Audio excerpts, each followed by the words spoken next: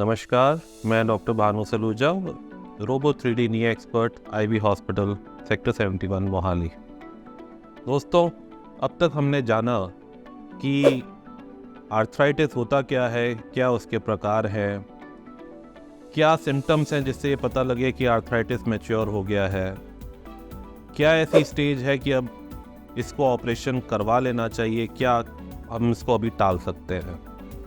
तो जैसा हमने डिस्कस किया कि एक बार हड्डियों के बीच का घर्षण पूरा बन चुका है और हड्डी आपस में टकरा रही है और चलने फिरने में अब दिक्कत महसूस हो रही है, तब हमें किसी अच्छे नी एक्सपर्ट के पास जाकर अपने एक्सरे का पूरा विश्लेषण करके समझना चाहिए कि क्या ये स्टेज अब सर्जरी की है कि नहीं।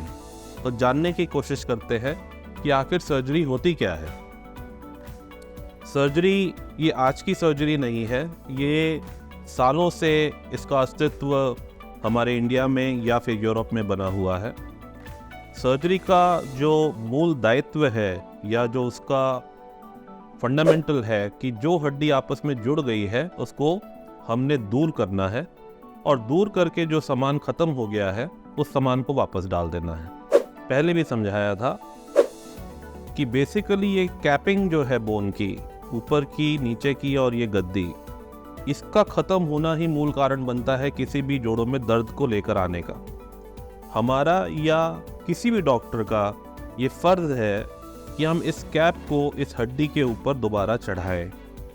चढ़ाने का मतलब जो ये सरफेस डैमेज्ड है, ये जो सरफेस हम देख पा रहे हैं, जो ये डैमेज सरफेस है, इस सरफेस को हटाकर इसके अच्छे सरफेस पर इसका रेप्लिका क्रिएट करना होता है। रेप्लिका का मतलब होता है कि कैप की जगह एक कैप चढ़ा दी जाए, गद्दी की जगह एक गद्दी डाल दी जाए और नीचे एक कैप की जगह एक कैप नीचे की हड्डी पे लगा दी जाए। जैसे ही हम कर पाते हैं तो जो घुटने के बीच का गैप है या उसकी दूरी है वो बन जाती है और सारा का सारा लोड इस सामान पे आ जाता है। नॉर्मल तौर पर ये जो कैप्स होती हैं ये मेटेलिक कैप्स होती हैं और इन कैप्स को चढ़ाने की जो विधि है वो अलग अलग सर्जन की अलग अलग तरीके की होती है। तो हमने ये जाना कि सर्जरी में हम basically recapping of the bone करते हैं। इसको हम पुनर्निर्माण भी कहते हैं या फिर इसको कहा जाए तो टोटल नी रिकंस्ट्रक्शन भी कहा जाता है, जिसको पहले के टाइम में हम टोटल नी रिप्लेसमेंट कहते थे। धन्यवाद।